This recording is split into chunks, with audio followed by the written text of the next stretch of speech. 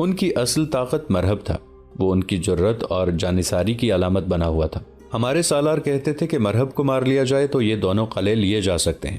ابو بکر رضی اللہ عنہ اور عمر رضی اللہ عنہ بن الخطاب جیسے جری اور نامور سالار ناکام ہو گئے تو باقی تمام صحابہ کرام ہتھیاروں کو چمکا کر اور سج دھج کر رسول اللہ صلی اللہ علیہ وآلہ وسلم کے حضور پیش ہوئے۔ ہر ایک علم اور سپہ سالاری کی التجا کرنے لگا۔ مجھے وہ مسکراہٹ تا قیامت یاد رہے گی جو رسول اللہ صلی اللہ علیہ وآلہ وسلم کے مبارک لبوں پر تھی۔ ان صحابہ کرام میں حضرت علی رضی اللہ عنہ بھی تھے۔ رسول اکرم صلی اللہ علیہ وآلہ وسلم نے علم اٹھایا اور حضرت علی رضی اللہ عنہ کے ہاتھ میں دے دیا۔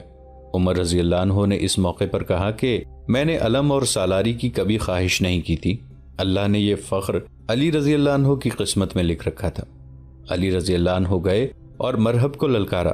مرہب اس خوش فہمی میں مبتلا تھا کہ پہلے کی طرح اب وہ ایک بار پھر مسلمانوں کو پسپا کر دے گا۔ وہ علی رضی اللہ عنہ کے ہاتھوں مارا گیا، اس کا علم گر پڑا اور اس کے ساتھ ہی اہل غطفان میں بھگدڑ بپا ہو گئی۔ اس طرح وطی اور سالم بھی فتح ہو گئے۔ یہاں یہودیوں نے ایک اور اوچھا وار کیا۔ ایک یہودن زینب بن الحارث نے رسول اللہ صلی اللہ علیہ وآلہ وسلم کو گوشت میں زہر ملا کر پیش کیا۔ حضور صلی اللہ علیہ وآلہ وسلم نے پہلی بوٹی منہ میں ڈالتے ہی اگل دی، مگر آپ صلی اللہ علیہ وآلہ وسلم کے ساتھ ایک صحابی بشر بن البارہ رضی اللہ عنہ تھے۔ انہوں نے ایک بوٹی کھا لی اور وہیں وفات پا گئے۔ باتیں بہت ہیں ابن داؤد، مگر ہیں بہت لمبی، کب تک سنو گے؟ میں تمہیں اور بنت یامین کو یہودیوں سے خبردار کرنا ضروری سمجھتا ہوں۔ یہودی جب تمہیں دھوکہ دینے آئے گا تو وہ تم پر ظاہر نہیں ہونے دے گا کہ وہ یہودی ہے۔ وہ زاہد اور پارسا مسلمان کے روپ میں مظلوم بن کر یا تمہارے مونس و غمخوار بن کر آئے گا اور تم اس کے جال میں آ جاؤ گے۔ کیا اب ہمیں سو نہیں جانا چاہیے؟ صبح سویرے حبیب اپنے روزمرہ کے معمول کے مطابق نکل گیا۔ وہ کئی دنوں کی غیر حاضری کے بعد مدینہ واپس آیا تھا، اس لیے ابن داؤد اور بنت یامین سے کہہ کر گیا تھا کہ وہ شام تک ہی واپس آ سکے گا۔ ابن داؤد حبیب کے جانے کے بعد بنت یامین نے کہا، کیسا پتھر میرے حوالے کر دیا ہے، کیا میں اس پتھر کو موم کر سکوں گی؟ نہیں۔ کیوں نہیں؟ ابن داؤد نے کہا، پتھروں کو ہی موم کرنا ہے بنت یامین۔ اس شخص کو قتل کرنا ہوتا تو یہ بڑا ہی آسان کام تھا۔ تم جانتی ہو کہ اس کے ہاتھ سے قتل کروانے ہیں، سب سے پہلے ہم دونوں اس کے ہاتھوں قتل ہوں گے۔ بنت یامین نے کہا، اسے جو ہی پتہ چلا کہ ہم یہودی ہیں تو یہ مجھے طلاق دے کر گھر سے نکال نہیں دے گا، بلکہ مجھے قتل کر کے میری لاش باہر پھینک دے گا، پھر تمہیں تلاش کر کے تمہیں قتل کرے گا۔ کیا تم نے نہیں دیکھا کہ اس کے دل میں یہودیوں کی کتنی نفرت بھری ہوئی ہے؟ اس کی اتنی لمبی بات کا مطلب صرف یہ تھا کہ یہودی اسلام کا بدترین دشمن ہے اور یہودی کو زندہ رہنے کا حق نہیں۔ کیا تم سارے سبق بھول گئی ہو؟ ابن داؤد نے کہا، کیا تم اپنی اصلیت کو چھپا نہیں سکو گی؟ کیا تم اسے یہ یقین نہیں دلا سکو گی کہ تم رسول اللہ صلی اللہ علیہ وآلہ وسلم کی عاشق اور اسلام کی قندیل پر جل کر راکھ ہونے والا پروانہ ہو؟ یہ یقین دلانا تو میں نے شروع کر دیا ہے۔ بنت یامین نے کہا، کیا میں نے اسے کہا نہیں تھا کہ مجھے جہاد پر جانے کا بہت شوق ہے؟ تم عقل اور ہوش ٹھکانے رکھ کر اس گھر میں رہو۔ ابن داؤد نے کہا، جتنے دن اس کے پاس اکیلی ہو اسے شیشے میں اتارنے کی کوشش کرو۔ خدا نے تمہیں حسن دیا ہے، ہم نے تمہیں حسن کے استعمال کے طریقے سکھائے ہیں۔ اس کی 2 بیویاں ہیں، ایک بیوی گاؤں میں بیمار پڑی ہے اور دوسری کو یہ اس کی تیمارداری کے لیے اس کے پاس چھوڑ آیا ہے۔ اس تنہائی سے فائدہ اٹھاؤ اور اس پر جادو کی طرح غالب آ جاؤ۔ اور تم کیا کرو گے؟ بنت یامین نے پوچھا۔ ضروری نہیں کہ میں تمہیں تفصیل سے بتاؤں کہ میں کیا کروں گا، ابن داؤد نے کہا، میرا کام مجھ تک رہنے دو۔ تم ہر وقت یہ اصول سامنے رکھو کہ ہم یہودی ہیں اور ہمارا ہر قول اور ہر فعل یہودیوں کے لیے وقف ہے۔ ایک بات تمہیں بتا دوں، یہ تمہیں پہلے بھی بتائی جا چکی ہے، اور وہ یہ ہے کہ نیا خلیفہ عمر فارس کے خلاف لشکر بھیجنا چاہتا ہے، لیکن یہاں کے مسلمان فارسیوں سے خائف ہیں اور آگے نہیں آ رہے۔ خائف کیوں ہیں؟ بنت یامین نے پوچھا۔ مختلف لوگوں نے مختلف وجوہات پیدا کر رکھی ہیں، ابن داؤد نے کہا۔ جنگی امور اور مسائل کو سمجھنے والے کہتے ہیں کہ ہم عراق اور شام کے محاذ پر لڑ رہے ہیں اور وہاں رومی اتنا سخت مقابلہ کر رہے ہیں کہ مسلمانوں کو دشواریاں پیش آ رہی ہیں۔ یہ مسلمان ہیں اور یہ پسپائی کو بہت بڑی شکست سمجھتے ہیں۔ ان کی جگہ کسی اور قوم کی فوج ہوتی تو وہ کچھ عرصہ پہلے پسپا ہو چکی ہوتی۔ دانش مند مسلمان کہتے ہیں کہ ان حالات میں ایک اور محاذ نہیں کھولنا چاہیے، فارسی رومیوں جیسی بہت بڑی جنگی طاقت ہیں۔ یہ تو دانش مندوں کی رائے ہے جو بالکل صحیح ہے، لیکن عام مسلمانوں کو یہ بتایا گیا ہے کہ فارسی رومیوں سے زیادہ طاقتور اور خوفناک ہیں۔ مسلمانوں نے فارسیوں سے لڑائیاں لڑی ہیں اور ہر لڑائی میں فتح حاصل کی ہے، لیکن ان کا جانی نقصان بہت زیادہ ہوا ہے۔ جو زخمی ان لڑائیوں میں سے آئے ہیں وہ بڑی خوفناک باتیں سناتے ہیں۔ ہم نے یہ کام کرنا ہے کہ مدینہ کے اندر اور مضافاتی علاقوں میں مسلمانوں میں مسلمان بن کر فارسیوں کی طاقت اور خونخواری کی ایسی باتیں مشہور کرنی ہے کہ کوئی مسلمان اس محاذ پر جانے کے لیے تیار ہی نہ ہو۔ اگر انہیں جبرن بھرتی کر لیا گیا تو نہیں بے وقوف۔ ابن داؤد نے بنت یامین کو آگے بولنے نہ دیا اور کہا، مسلمانوں کی کوئی فوج نہیں، یہ باتیں تمہیں بتائی جا چکی ہیں اور تم بھولتی جا رہی ہو۔ یہ لوگ لشکر اس طرح بناتے ہیں کہ خلیفہ کی طرف سے اعلان ہوتا ہے کہ فلاں محاذ پر اتنے ہزار آدمیوں کی ضرورت ہے، لوگ فوراً اکٹھے ہو جاتے ہیں اور منظم لشکر کی صورت اختیار کر لیتے ہیں۔ ان پر ایسی کوئی پابندی نہیں ہوتی کہ یہ تنخواہ دار ہیں، اس لیے محاذ پر نہ جانے یا محاذ سے بھاگ آنے پر انہیں سزا ملے گی۔ میں یہاں عورتوں کو خائف کروں گی۔ بنت یامین نے کہا، تمہارے ساتھ میرا رابطہ رہے گا۔ ابن داؤد نے کہا، 2-3 دن تو میں اسی گھر میں رہوں گا، یہاں اپنے 2-3 آدمیوں سے ملنا ہے۔ یہ تو تم جانتی ہو کہ اس مہم میں ہم دونوں ہی نہیں اور بھی آدمی یہی کام کر رہے ہیں۔ نوجوان لڑکیوں کو تربیت دی جا رہی ہے، انہیں سرکردہ مسلمانوں کی بیویاں بنایا جائے گا۔ اسی مدینہ میں جہاں بنی اسرائیل اسلام کے خلاف سازشوں کا جال بچھا رہے تھے، خلیفہ دوم حضرت عمر رضی اللہ عنہ ذہن اور اعصاب پر ایسا بوجھ اٹھائے ہوئے تھے جسے وہی برداشت کر سکتے تھے۔ یہ ان مسائل کا بوجھ تھا جو امت رسول اللہ صلی اللہ علیہ وآلہ وسلم کے اتحاد کو پارا پارا کر سکتے تھے۔ ایک مسئلہ تو یہ تھا کہ عمر رضی اللہ عنہ کی خلافت کو سب لوگ تسلیم کرتے ہیں یا نہیں۔ اگر تسلیم کرتے ہیں تو کیا سچے دل سے کرتے ہیں یا رسمی طور پر؟ اس سوال کا جواب عمر رضی اللہ عنہ کو مل چکا تھا۔ ان کے مخالفین کی کمی نہیں تھی، لیکن ان کے پہلے خطبے نے مخالفین پر نہایت اچھا اثر کیا تھا۔ ان کے دلوں میں سے مخالفت نکل گئی تھی۔ ایک تو یہ خطبہ تھا جو سب نے سنا اور ذہنوں سے وسوسے نکل گئے، لیکن خطبے کے بعد آگے بیٹھے ہوئے لوگوں نے حضرت عمر رضی اللہ عنہ کی زبان سے کچھ اور بھی الفاظ سنے تھے۔ خدا کی قسم، مسجد سے باہر آ کر لوگ ایک دوسرے کو بتا رہے تھے، میں نے خلیفہ کو دیکھا ہے، ان کی آنکھوں میں آنسو تھے، خلیفہ نے ہاتھ اٹھا رکھے تھے اور ان کی نظریں آسمان کی طرف تھیں۔ عمر رضی اللہ عنہ کی یہ دعا جن لوگوں نے سنی وہ باہر آ کر سب کو سنا دی۔ خطبے کے بعد عمر رضی اللہ عنہ ہاتھ اٹھائے، نظریں آسمان کی طرف کیے، اللہ سے کہہ رہے تھے، یا اللہ میں سخت ہوں، مجھے نرم کر دے، میں کمزور ہوں، مجھے قوت عطا کر، یا اللہ میں بخیل ہوں، مجھے سخی بنا۔ پھر آگے بیٹھے ہوئے لوگوں نے جو عمر رضی اللہ عنہ کی آواز سن سکتے تھے باہر آ کر سب کو بتایا کہ خلیفہ خاموش ہو گئے اور اپنے دونوں ہاتھ چہرے پر رکھ کر سر جھکا لیا۔ بیٹھے بیٹھے لوگوں کی طرف مڑے، خطبہ ختم ہو چکا تھا جو حضرت عمر رضی اللہ عنہ نے کھڑے ہو کر دیا تھا۔ وہ بیٹھ گئے تو مسجد میں تمام آدمیوں میں چیمگوئیاں شروع ہو گئیں۔ اس وقت حضرت عمر رضی اللہ عنہ بن الخطاب نے یہ بھی کہا تھا، اللہ نے میرے 2 عظیم رفیقوں کے بعد مجھے یہ ذمہ داری سونپ کر میرے ساتھ تم سب کو بھی آزمائش میں ڈال دیا ہے۔ خدا کی قسم، تمہارا جو مسئلہ اور جو معاملہ میرے سامنے آئے گا اسے میں ہی سلجھاؤں گا، اور جو لوگ اور ان کے مسئلے میری نظروں سے دور ہوں گے ان کی بھی کفایت اور امانت کو ہاتھ سے نہیں جانے دوں گا، اور مسئلے مجھ سے کتنی ہی دور ہوئے میں ان تک پہنچوں گا۔ اگر لوگوں نے میرے ساتھ بھلائی کا رویہ روا رکھا تو میں یقیناً ان کے ساتھ بھلائی کروں گا، اور جو لوگ برائی سے باز نہیں آئیں گے میں انہیں عبرتناک سزا دوں گا۔ یہ تو ایک مسئلہ تھا جو بہت حد تک حل ہو گیا تھا۔ لوگوں نے مسجد سے باہر آ کر خلیفہ عمر رضی اللہ عنہ کی یہ باتیں سنی جو وہ ان کی زبان سے نہیں سن سکے تھے، تو جن کے دلوں میں کچھ مخالفت باقی رہ گئی تھی انہوں نے بھی اپنے دل صاف کر لیے اور عمر رضی اللہ عنہ کی خلافت کو دل و جان سے تسلیم کر لیا۔ دوسرا مسئلہ جو ہم پہلے بیان کر چکے ہیں وہ محاذوں کا تھا۔ شام کے محاذ پر رومیوں نے قدم جما لیے تھے اور مسلمانوں کی پوزیشن کمزور ہو گئی تھی۔ سب سے بڑی دشواری یہ پیش آ رہی تھی کہ رومیوں کے مقابلے میں مسلمانوں کی نفری بہت تھوڑی تھی۔ رومیوں کے ایک نامور جرنیل ہرقل نے بے انداز لشکر اکٹھا کر لیا تھا۔ ادھر تاریخ کے نامور سپہ سالار ابو عبیدہ رضی اللہ عنہ بن الجراح، عمر بن العاص رضی اللہ عنہ، یزید بن ابی سفیان رضی اللہ عنہ، مسنا بن حارثہ رضی اللہ عنہ اور خالد رضی اللہ عنہ بن ولید موجود تھے، جنہوں نے کئی معرکوں میں رومیوں کے پاؤں اکھاڑ دیے تھے، لیکن نفری کی کمی پریشان کرنے لگی تھی۔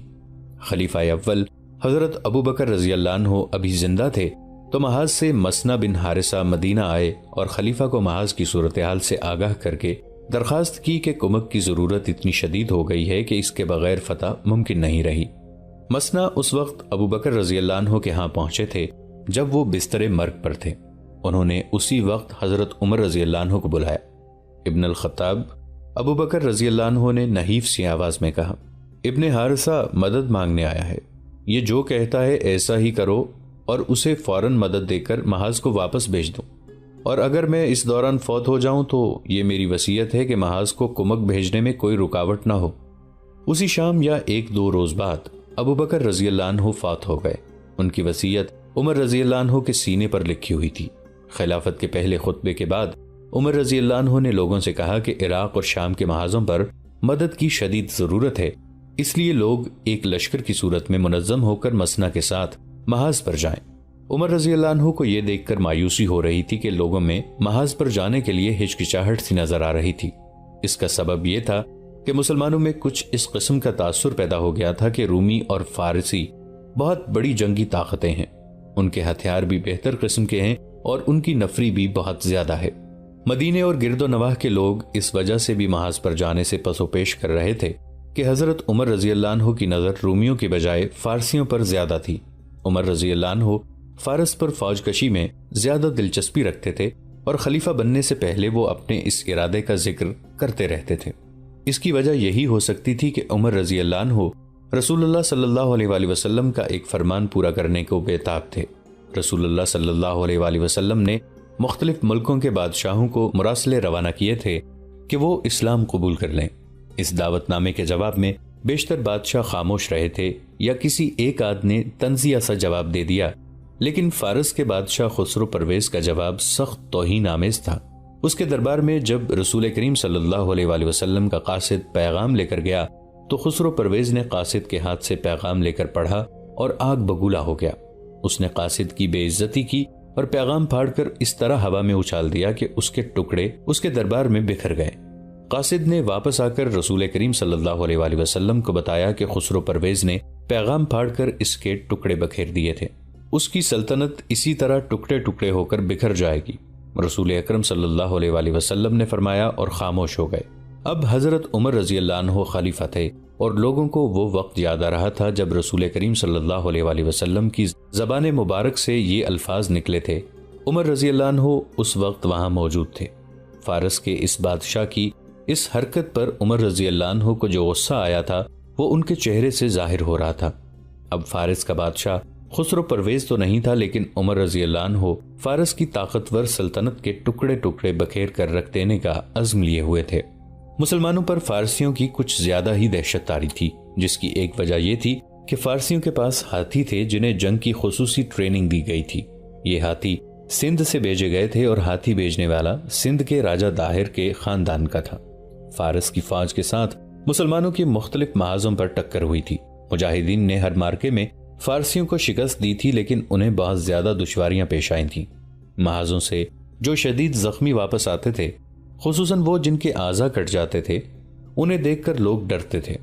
یہ ڈر اس نوعیت کا نہیں تھا جو بزدلی کی پیداوار ہوتا ہے، نہ ہی زخمی مجاہدین لوگوں کو آ کر ڈراتے تھے۔ وہ ایسے ڈرپوک ہوتے تو محاذوں پر جاتے ہی نہ۔ وہ دراصل شاکی تھے۔ شکوہ یہ تھا کہ اپنی نفری بہت کم تھی اور بیک وقت دو بہت ہی طاقتور بادشاہیوں سے جنگ شروع کر دی گئی تھی۔ وہ کہتے تھے کہ پہلے ایک کو ختم کر کے پھر دوسرے کے ساتھ نبرد آزمائی کی جائے۔ مورخ جن میں مصر کے محمد حسنین ہیکل خصوصی طور پر قابل ذکر ہیں، لکھتے ہیں کہ جب حضرت عمر رضی اللہ عنہ ظہر کی نماز کے بعد باہر نکلے تو لوگوں کا ہجوم تھا۔ عمر رضی اللہ عنہ نے ایک بار پھر کہا کہ رفیق رسول صلی اللہ علیہ وآلہ وسلم اور خلیفہ اول کی وصیت کا احترام کریں اور مسنا بن حارثہ کو مایوس واپس نہ جانے دیں۔ محاذوں کے حالات تشویشناک ہوتے جا رہے تھے۔ مورخ لکھتے ہیں کہ ہجوم پر سناٹا طاری ہو گیا اور لوگ ایک دوسرے کے منہ کی طرف دیکھنے لگے۔ لوگوں نے کھسر پھسر شروع کر دی اور کچھ ایسی آوازیں بھی سنائی دیں، جس مصیبت میں ہمارے بھائی گرفتار ہیں، کیا یہ ضروری ہے کہ ہم بھی اسی مصیبت میں جا پھنسیں؟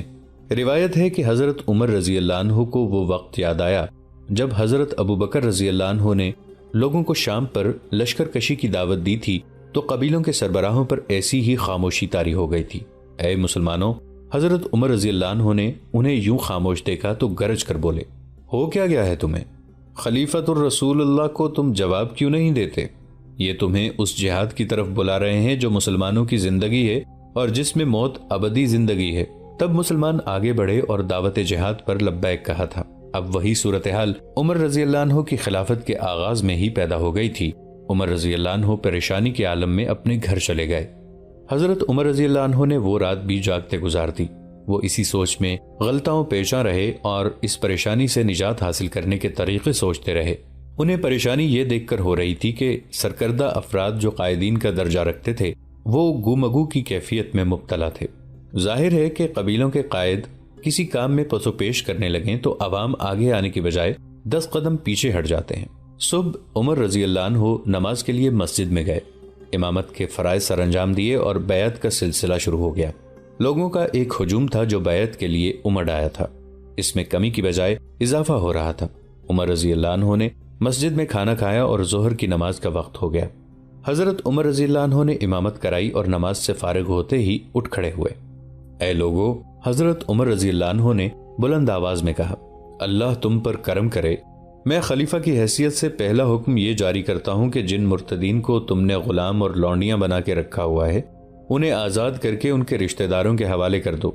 میں اسے بہت برا سمجھوں گا کہ مسلمانوں میں غلامی کی رسم جڑ پکڑ لے۔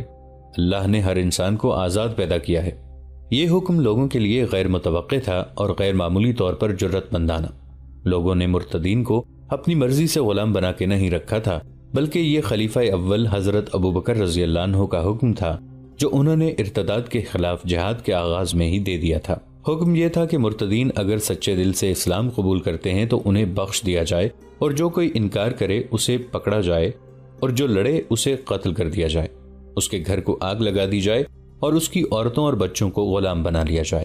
یہ حکم بہت ہی سخت اور ظالمانہ معلوم ہوتا ہے۔ اسلام میں ایسے حکم کم ہی ملتے ہیں، لیکن مرتدین کا جرم ایسا گھناؤنا تھا کہ وہ اسی سزا کے حقدار تھے۔ یہ بہت سے قبیلے تھے جنہوں نے رسول اکرم صلی اللہ علیہ وآلہ وسلم کی زندگی میں اسلام قبول کر لیا تھا، اور انہیں وہ تمام مرات حاصل ہو گئی تھیں جو مسلمانوں کے حقوق میں شامل تھیں۔ انہیں سب سے بڑا اعزاز تو یہ ملا کہ اللہ کے رسول صلی اللہ علیہ وآلہ وسلم کا اعتماد حاصل ہو گیا تھا۔ رسول کریم صلی اللہ علیہ وآلہ وسلم رحلت فرما گئے تو اس کے ساتھ ہی بہت سے قبیلوں کے سردار اسلام سے نہ صرف منحرف ہو گئے بلکہ اسلام کے خلاف تخریبی کارروائیوں میں مصروف ہو گئے۔ انہوں نے پہلا کام یہ کیا کہ زکوٰۃ دینے سے صاف انکار کر دیا۔ یہی نہیں بلکہ ان میں سے رسالت اور نبوت کے دعوے دار اٹھنے لگے۔ خلیفہ اول حضرت ابو بکر رضی اللہ عنہ زکوٰۃ کے معاملے میں بہت ہی سخت تھے۔ ان کے یہ الفاظ تاریخ کے دامن میں محفوظ ہیں، اگر یہ لوگ رسول اللہ صلی اللہ علیہ وآلہ وسلم کی خدمت میں اونٹ باندھنے والی صرف ایک رسی بطور زکوٰۃ دیا کرتے تھے اور اب اس سے انکار کرتے ہیں تو خدا کی قسم میں ان سے جنگ کروں گا۔ ان لوگوں کا دوسرا جرم تو اور زیادہ سنگین تھا۔